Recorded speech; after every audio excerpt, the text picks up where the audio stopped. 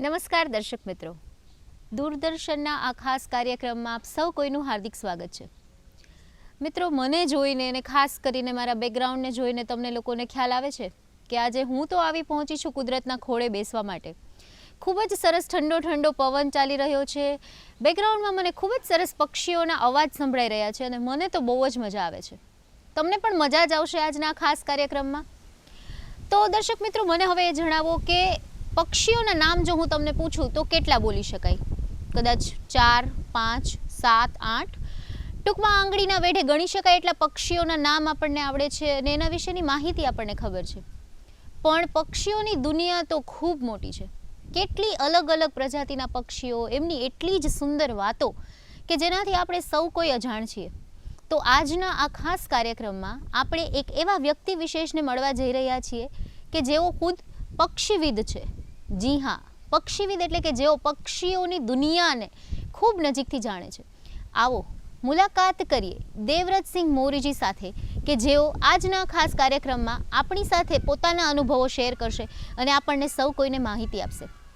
Sir, દૂરદર્શનના ખાસ કાર્યક્રમમાં આપનું હાર્દિક સ્વાગત છે. સૌપ્રથમ તો સર એ જણાવો કે આપનું બાળપણ ક્યાં વીત્યું છે, નાનપણમાં આપ ક્યાં રહ્યા છો અને એની ખાસ વાતો જો આપ કરી શકો તો. મારું બાળપણ અમારા સંયુક્ત પરિવારમાં લાડકોટથી ફેમિલી જોડે જ મારું વઢવાણમાં જ મારું બાળપણ મેં પસાર કર્યું છે. અને બાળપણમાં જ અમને નાનપણથી જ અમારા ફેમિલીમાં એક કલ્ચર હતું જ એમ કે ઇવન મારા જે ગ્રેટ ગ્રાન્ડફાધર હતા મલ્હારસિંહજી મોરી, એમને પણ પશુ પક્ષીઓ રાખવાનો ખૂબ જ શોખ. પછી મારા ગ્રેટ ગ્રાન્ડફાધર એ બી એટ ધેટ ટાઈમ ઘર પર મોંગૂઝ ને એ બધું અમે લોકો પાળતા. એ પછી ફોરવર્ડ થયું મારા દાદા બાપુ સાહેબમાં, જે એ પોતે પણ એમનું એન્ટાયર લાઈફ કહી શકાય કે વન્ય જીવનું સંરક્ષણ માટે એમને સમર્પિત કરેલી છે. એટલે બચપનથી જ અમારું આ ઘરમાં એક માહોલ અમે જોતા આવ્યા છીએ. સો પછી એમનામાંથી પછી પ્રેરણા લઈને મને શોખ વાઇલ્ડ લાઈફનો શોખ મને જાગ્યો છે. સો અત્યારે અમારા ફેમિલીમાં હું 4th જનરેશન છું આ વાઇલ્ડ લાઈફ ફિલ્ડમાં. બહુ ઇન્ટરેસ્ટિંગ વાત છે જાણવા જેવી કે 4th જનરેશન છે. પણ મને એ પ્રશ્ન થાય કે વાઇલ્ડ લાઈફમાં અને આટલી બધી જીવસૃષ્ટિ મોટી છે, એમાંથી ખાસ કરીને પક્ષી ગમવાનું કારણ શું છે? કેમ આપને પક્ષીઓ માટે આટલો બધો લગાવ થયો? મને પક્ષીઓ પ્રત્યેનો જે પ્રેમ છે એની સ્ટોરી આપણે કહી શકાય તો જ્યારે હું 10 વર્ષનો હતો ત્યારે અમારા ઘરે કોઈ એક સફેદ બગલો ઘાયલ અવસ્થામાં એવું કહીને મૂકી ગયેલા કે મારા દાદા બાપુ સાહેબ પાસે આવેલા કે બાપુ સાહેબ, અમને આ ઝાડ પરથી કોઈ બગલો નીચે પડી ગયો છે અને આ બગલાને અમે છેલ્લા 2-3 દિવસથી બધું એને અમે ફીડ કરીએ છીએ, દાણાને એવું બધું ખવડાવીએ છીએ, બટ બગલો આ કંઈ ફીડ કરતો નથી અને બહુ જ વીક કન્ડિશનમાં છે. તો એ બગલાને લઈને અમારા ઘેરે એ ભાઈ પધાર્યા. અને અવારનવાર આ પહેલાં બી વર્ષોથી અમે જોતા આવ્યા છીએ કે નોટ ઇવન વઢવાણ, સુરેન્દ્રનગર અને સુરેન્દ્રનગર ડિસ્ટ્રિક્ટ બહારથી બી લોકો, જે લોકો અમારાથી જે પરિચિત છે એ લોકો કોઈ પણ વન્ય પશુ પક્ષી પ્રાણી સરીસૃપ કોઈ પણ ઘાયલ અવસ્થામાં આવે તો એ પહેલો ફોન અમારા દાદા બાપુ સાહેબને ફોન કરીને કે બાપુ સાહેબ, આ એરિયામાં આ જગ્યા પર અમારી પાસે આ કોઈ પક્ષી છે, કોઈ સાપ છે, કોઈ એનિમલ છે. તો તુરંત જ દાદા બાપુ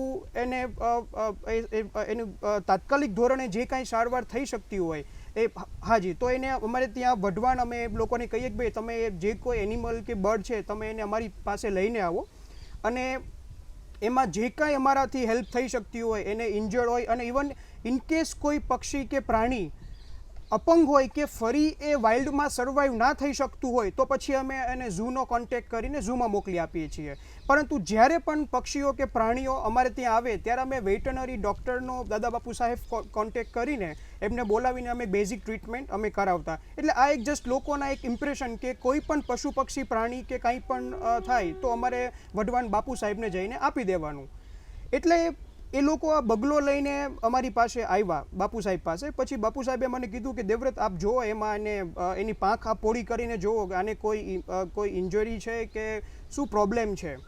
તો પછી મેં કેરફુલી એને પ્રોપર એનું અમે લોકોએ ચેક કર્યું, બટ બગલાની ક્યાંય ઇન્જરી નથી.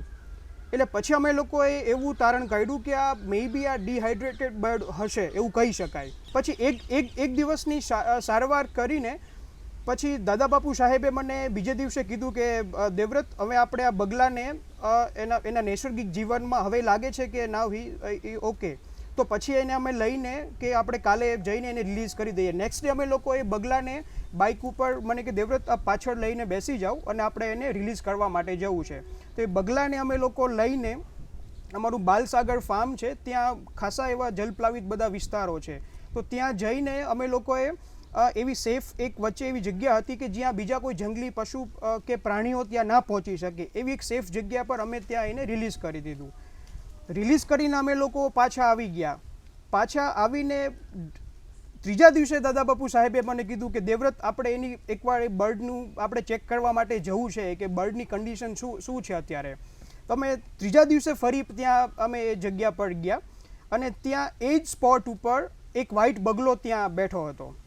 એટલે દાદા બાપુ સાહેબ કે મન કે દેવવ્રત કે બર્ડ મન કે આપણે કાલનું ત્યાં આપણે એને રિલીઝ કરીને ગયા છીએ, બર્ડ ત્યાં જ છે, ત્યાંથી એને એ મૂવ થયું નથી. એટલે પછી મેં એમને કીધું દાદા બાપુ સાહેબ, આ એ સેમ બર્ડ નથી, આ બીજી કોઈ સ્પીશીઝ છે એમ. એટલે થોડી વાર એ આશ્ચર્યચકિત થઈને મારી સામે એમ જોયું એમને એમ કે તો પછી એમને મને ક્વેશ્ચન કર્યો કે દેવવ્રત કેવી રીતે એમ આપ કેવી રીતે કહી શકો કે આ એ સેમ બગલો નથી એમ, બીજું કોઈ બગલો છે. એટલે પછી મેં એમને એક સરસ મારું જે ઓબ્ઝર્વેશન હતું કે એ જે બગલો હતો એ બગલાની જે ચાંચ હતી ને એ ચાંચ યલો હતી અને અમે જે બગલું જે જોયું દાદા બાપુ સાહેબે જે મને કીધું એ બગલાની ચાંચ થોડી બ્લેકિશ સાથે થોડી બ્લુઇશ ટાઈપ હતી. એટલે મેં આ ઓબ્ઝર્વેશન એમને મેં કીધું દાદા બાપુ સાહેબ આમાં મેં જે આપણે જ્યારે બાઇક પર એને લઈને જતા ત્યારે મેં મારું ઓબ્ઝર્વેશન હતું કે આ બગલાની ચાંચ આવા કલરની છે અને હા, એના પરથી હું કહી શકું કે આ સેમ સ્પીશીઝ નથી, સેમ ઇન્ડિવિજ્યુઅલ નથી, આ કોઈ ડિફરન્ટ છે. એટલે મે બી એવું બની શકે કે આપણે જે બગલું રિલીઝ કર્યું છે એ ત્યાંથી ફ્લાય કરીને કોઈ બીજા કોઈ જગ્યા પર મૂવ થયું હશે.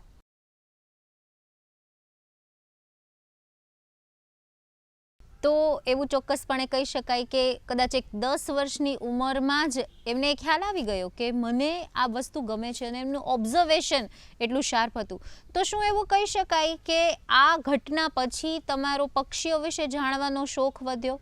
આ અમારા એક્સપિરિયન્સ પછી દાદા બાપુ સાહેબ મને અવારનવાર ક્યારેય પણ અમે લોકો એમને પોતાને જ્યારે ફિલ્ડમાં વાઇલ્ડ લાઈફ ફોટોગ્રાફી માટે, પક્ષી નિરીક્ષણ માટે અમારા ફાર્મે કે અમારા બીજા કોઈ જગ્યા પર અમારે જવાનું થતું ત્યારે ઓલવેઝ મને એમની સાથે લઈ જતા.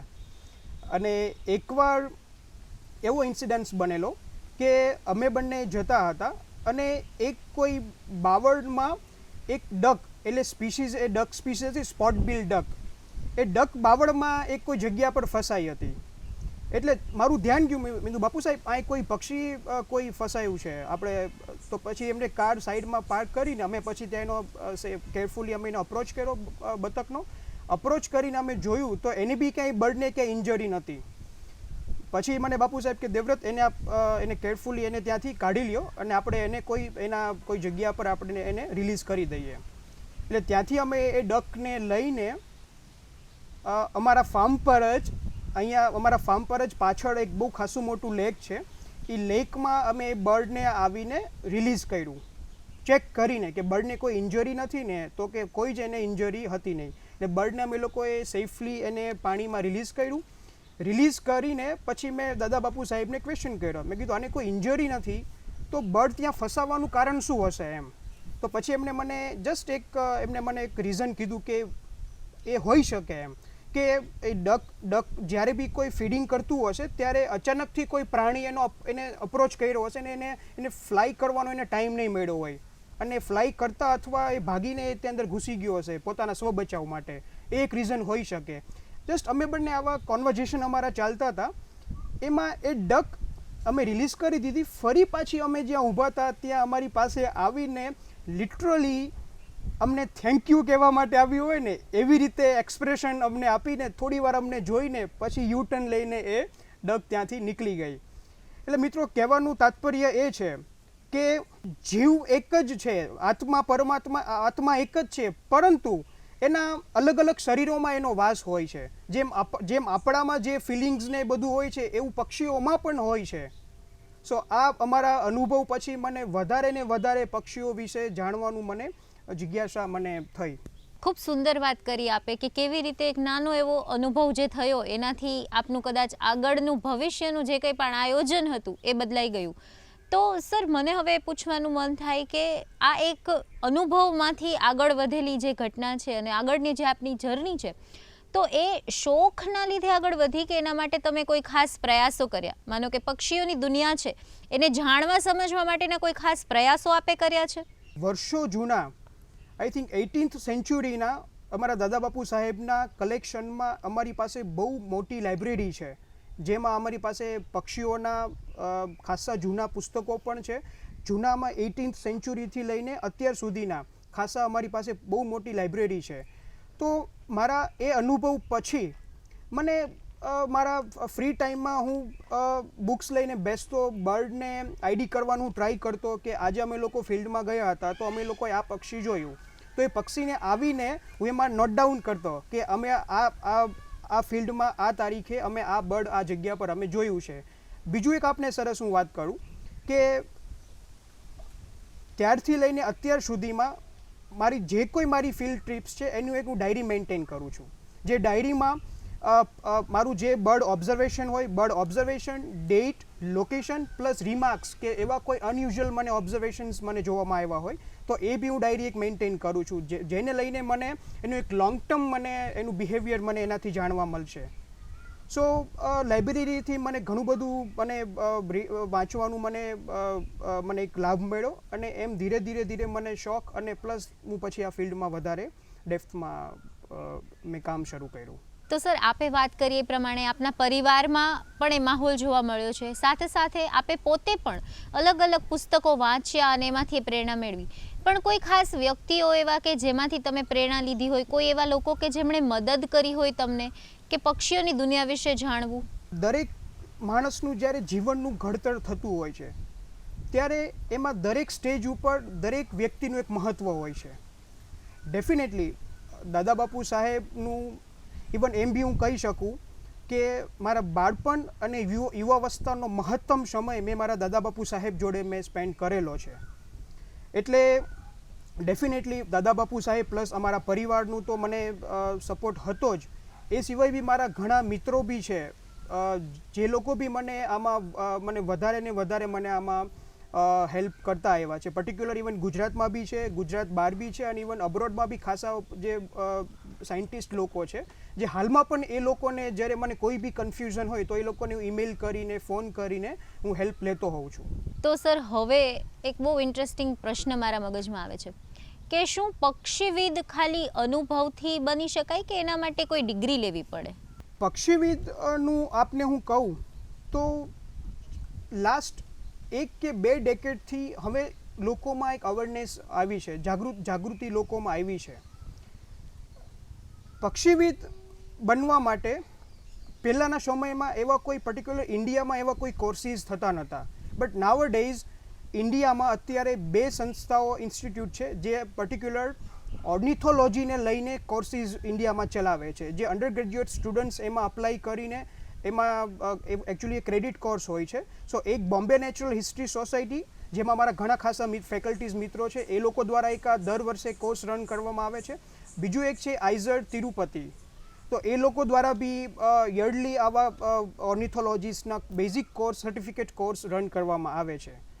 પરંતુ આવા કોર્સ, ઓર્નિથોલોજીના કોર્સ કરવાથી ડેફિનેટલી હું કહી શકીશ કે તમારી એક જે સ્કિલ છે, સામાન્ય તમે કોઈ પક્ષી જોવો છો તો જસ્ટ એને તમે એઝ એ પક્ષી તરીકે તમે એને જોશો કે એ પક્ષી છે, એનું આ કલર છે. પરંતુ જ્યારે તમે આ કોર્સનું તમારું જે એક્સપિરિયન્સ તમને થાય છે, ટ્રસ્ટ મી, એ કોર્સ અટેન્ડ કર્યા પછી આપણું પક્ષી પ્રત્યે જોવાનો નજરિયો ટોટલી ચેન્જ થઈ જશે. પછી આપને પક્ષી વિશે વધારે ને વધારે એનું એક્ઝામ્પલ લાઈક કે આપને એનું ફીડિંગ બિહેવિયર વિશે જાણવાની જિજ્ઞાસા થશે. પ્લસ એ પક્ષી ક્યાંથી માઇગ્રેટ થઈને આવે છે, એ પક્ષી અહીંનું છે કે બહારનું છે, એ સ્પીશીઝ પ્લસ એના સબ સ્પીશીઝ, વધારે ને વધારે તમને એના વિશે જાણવાનું તમને મન થશે. પણ જો આ કોર્સ આપે કર્યો હશે તો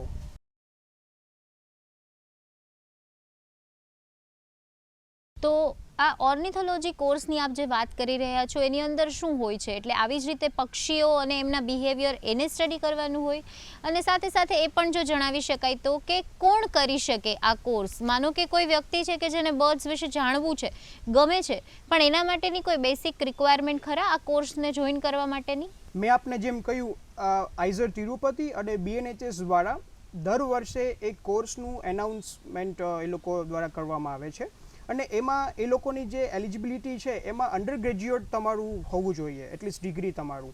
તો એ જો તમારું ડિગ્રી હોય, અંડર ગ્રેજ્યુએટ તમે હોય, તો તમે ડેફિનેટલી આ કોર્સ માટે અપ્લાય કરી શકો છો. અને it's thorough even pure scientific course છે.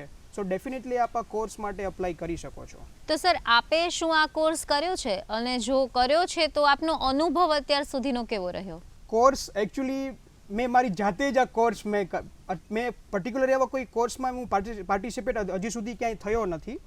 બટ પર્સનલ મને એક આ શોખ હોવાથી નાનપણથી જ મને નાનપણથી જ મને સાયન્ટિસ્ટો જોડે દાદા બાપુ સાહેબના સહયોગથી મને એ લોકો સાથે વાત કરવાનું, એ લોકો સાથે ફિલ્ડમાં જવાનું, એટલે એ લોકોનું ઓબ્ઝર્વેશન પ્લસ મારું રીડિંગ પ્લસ મારું પર્સનલ એક્સપિરિયન્સ, તો આ બધું જ નું સંલગ્ન કરીએ તો પછી મને આ ફિલ્ડમાં વધારે વૈજ્ઞાનિક પદ્ધતિથી કામ કરવાનું મને પ્રેરણા મળી છે. પક્ષીઓ, આટલી સુંદર દુનિયા, કેટલા પ્રકારના વિવિધ પ્રકારના પક્ષીઓ છે, બધાની રીતભાતો અલગ અલગ છે, બધા લોકોના કલર, શેપ બધું જ અલગ.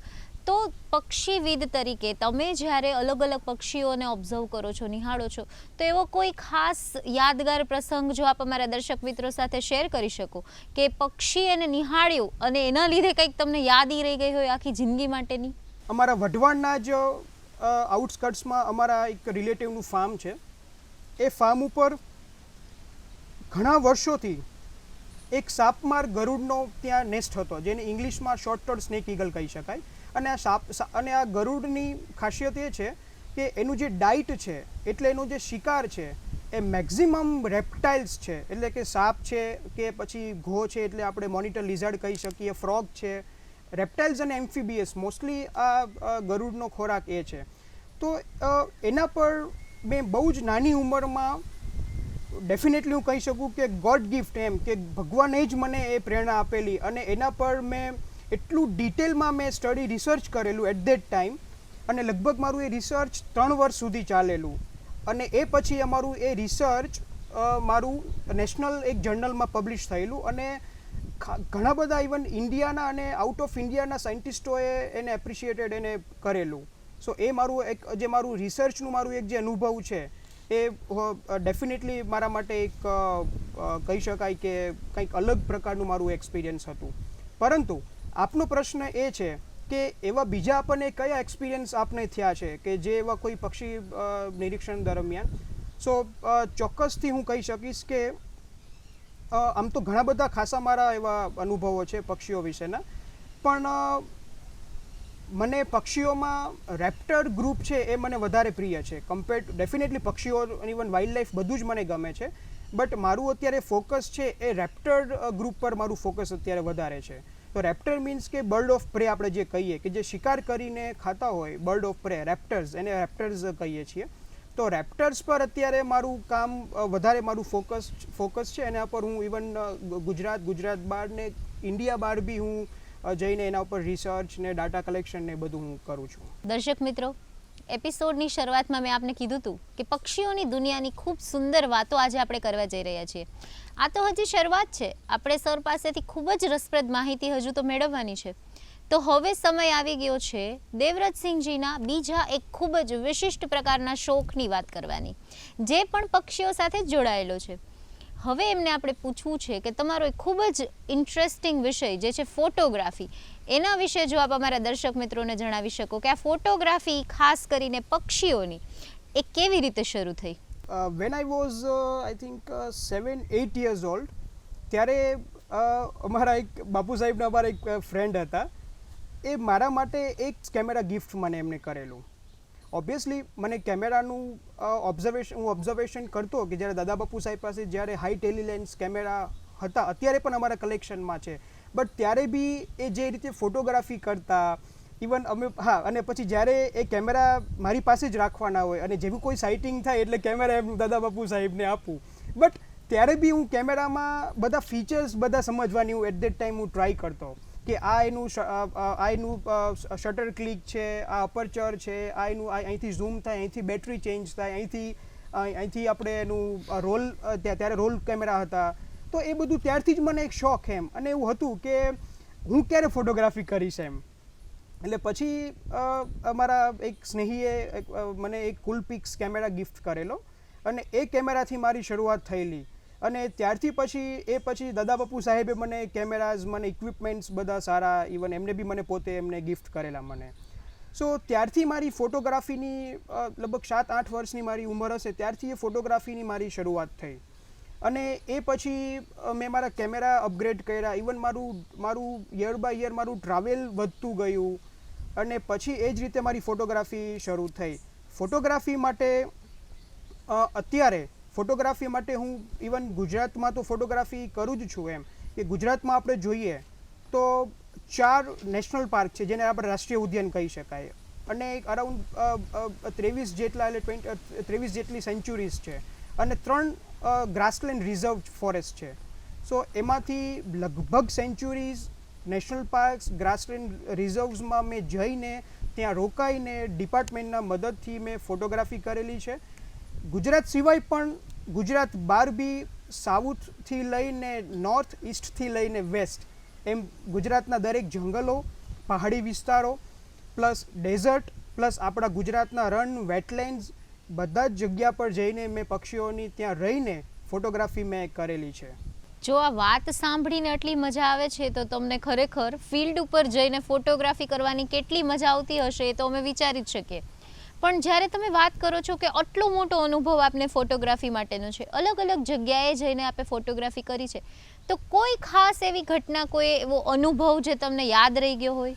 એક અત્યારે બહુ જ દુર્લભ પક્ષી છે જે ગુજરાતમાં 1 ડિજિટમાં એનું પોપ્યુલેશન છે અને એનું નામ છે ધ ગ્રેટ ઇન્ડિયન બસ્ટર્ડ, જેને ગુજરાતીમાં ઘોરડ કહેવામાં આવે છે. હાલમાં અત્યારે એ કચ્છના નલિયા વિસ્તારમાં જે પક્ષીઓનું અત્યારે વસવાટ છે. સો એ ઘોરાડની ફોટોગ્રાફી માટે મેં બહુ જ ખાસો સંઘર્ષ બી કર્યો છે. ઇવન ગુજરાતમાં અને પ્લસ ડેઝર્ટ નેશનલ પાર્ક જે જેસલમેર ડિસ્ટ્રિક્ટમાં એક ડેઝર્ટ નેશનલ પાર્ક છે ત્યાં બી આ ઘોરાડ પક્ષીઓનું ત્યાં પોપ્યુલેશન છે. તો એ જે ઘોરાડ પક્ષીઓનું જે ફોટોગ્રાફી સમયનો મારા જે એક્સપિરિયન્સ પ્લસ જ્યારે હું એ બર્ડની ફોટોગ્રાફી માટે જતો ત્યારે મને મેં બુક કોઈ રીડ કરેલી.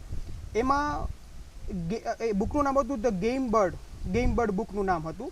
એ ગેમ બર્ડમાંથી હું એ ચેપ્ટર રીડ કરીને ગયેલો બિકોઝ આ પક્ષીઓ એટલા બધા શાય હોય છે કે દૂરથી જે તમને જોઈને એ ઉડી જાય એમ, એટલે અપ્રોચ કરવો આ પક્ષીઓનો બહુ જ મુશ્કેલ. બટ પછી મને વિચાર આવ્યો કે આ પક્ષીઓ જે ગુજરાતમાંથી લુપ્ત થયા એનું રીઝન શું? તો એક મુખ્ય રીઝન, 2 રીઝન હતા, 2 કે 3 રીઝન હતા. એમાં મુખ્ય રીઝન એ હતું કે એક તો એ પક્ષીઓનો શિકાર બહુ થયો બ્રિટિશરોના ટાઈમ પર.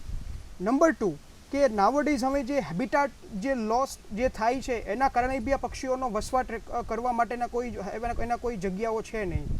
એટલે 2 કારણો મારા ધ્યાનમાં આવ્યા. પછી મને એ વિચાર આવ્યો કે એ સમયે બ્રિટિશરો પાસે એવા કોઈ હાઈ ટેકનોલોજીવાળા રાઇફલ્સ નહોતા. એ લોકો શૂટ કરતા બટ એ લોકો પાસે એવા કોઈ હાઈ દૂરથી તમે એને મારી શકો.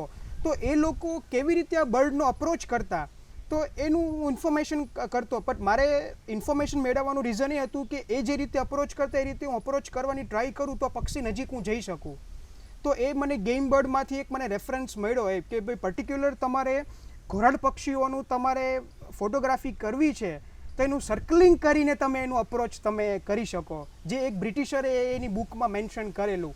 તો એ ટેકનિકથી મેં ગ્રેટ ઇન્ડિયન બસ્ટાર્ડની લગભગ ઇન્ડિયામાં બહુ ઓછા લોકો પાસે ફોટોગ્રાફી હશે એવી મેં એની ગુજરાતમાં પ્લસ ડેઝર્ટ નેશનલ પાર્કમાં જઈને ત્યાં એક વીક સુધી રોકાઈને મેં આ પક્ષીઓની ફોટોગ્રાફી કરેલી છે. ખૂબ સુંદર રસપ્રદ માહિતી આપે અમારા દર્શક મિત્રો સુધી પહોંચાડી. વૈજ્ઞાનિક બનવું હોય તો શું કરવું અને જો સામાન્ય માણસ જેને ખૂબ શોખ છે આ વસ્તુઓનો એ શું કરી શકે, એટલી સુંદર માહિતી અમારા દર્શક મિત્રો સાથે શેર કરવા બદલ હું દૂરદર્શન વતી આપનો ખૂબ ખૂબ આભાર માનું છું. ધન્યવાદ.